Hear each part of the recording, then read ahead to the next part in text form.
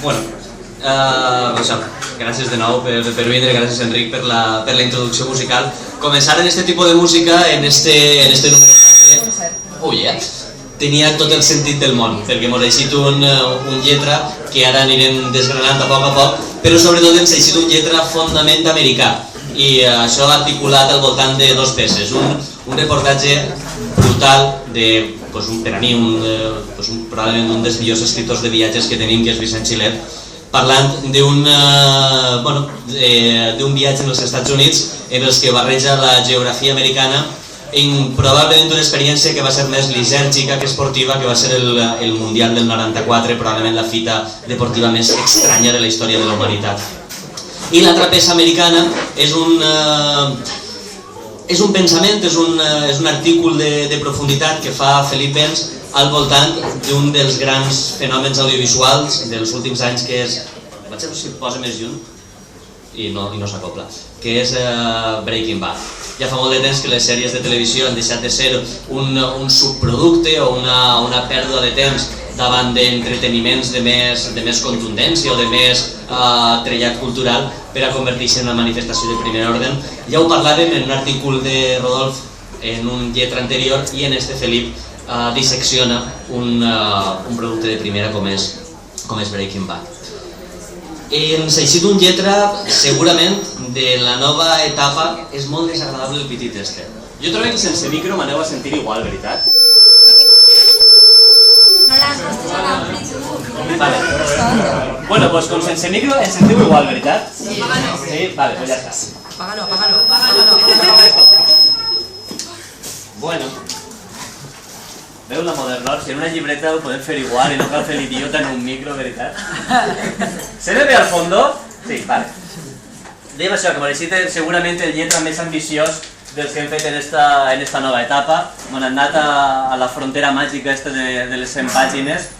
És el lletra més llarg en quant a extensió i segurament el lletra que més carregat de contingut hem fet i del que més content estem a nivell de qualitat de textos, de qualitat d'imatges i sobretot de perdurabilitat dels textos.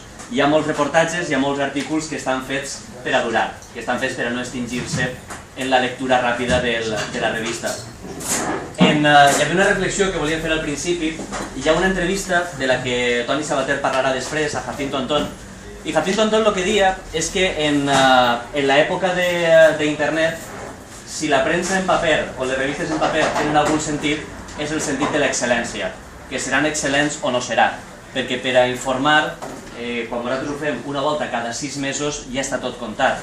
Per ensenyar fotos mai podrem aplegar a la velocitat a la que internet ensenya imatges de qualsevol fet en qualsevol punt del món. Així que o es fa molt bé o no es fa, llistes d'experiència del ben fet.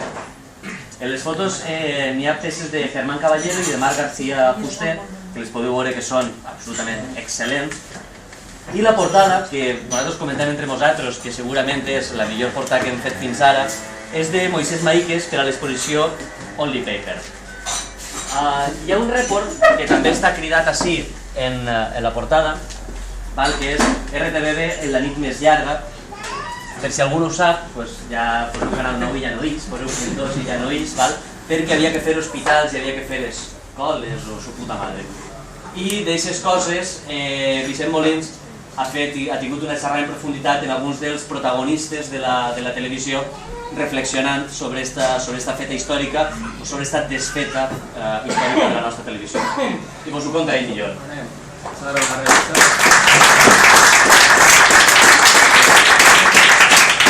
Sobretot estan així per a vendre revistes, per a que es faig un porrit.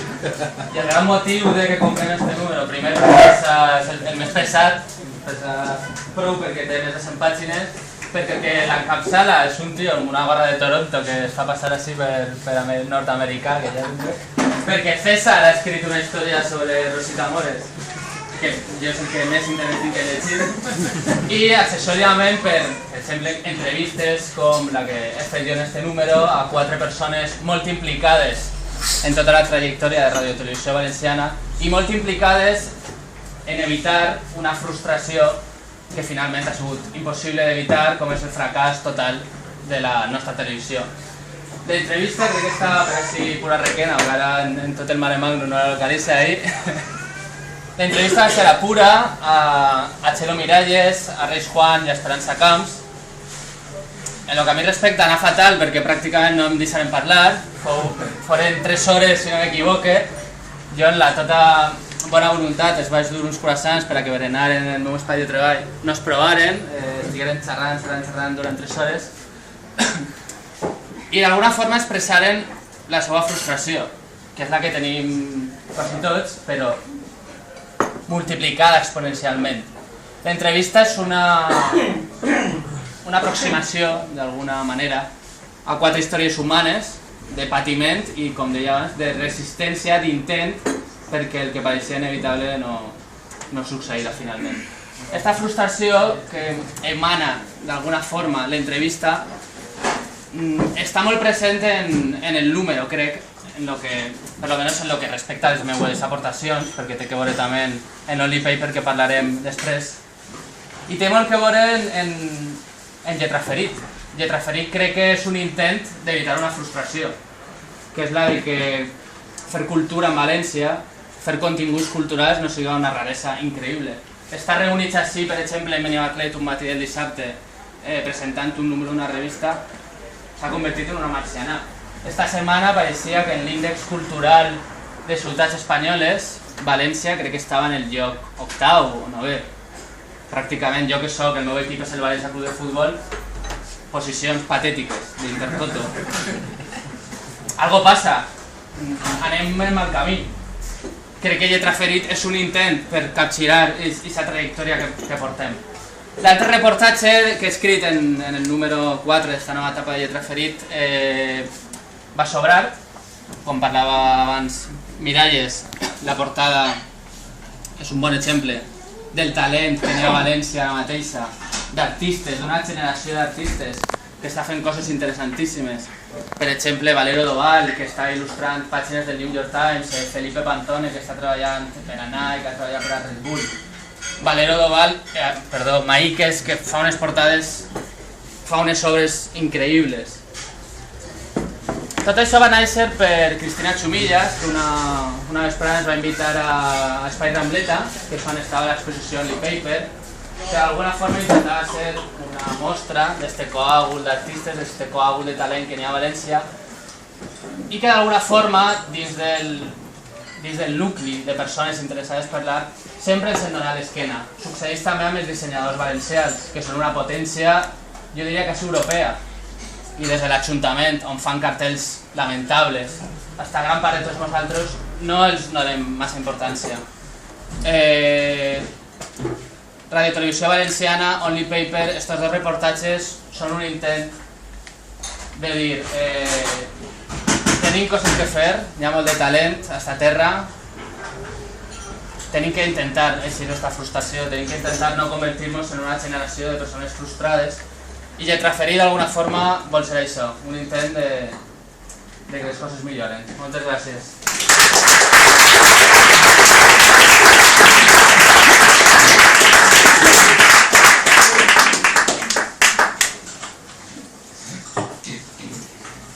En la línia de lo que deia Molins, que em pareixia que havia encetat una reflexió molt xula, i també en la línia de Pallars de Clavament, una xicoteta anècdota, van presentar el llibre de Shackleton, el llibre sud, en Dénia, en la llibreria Ambra.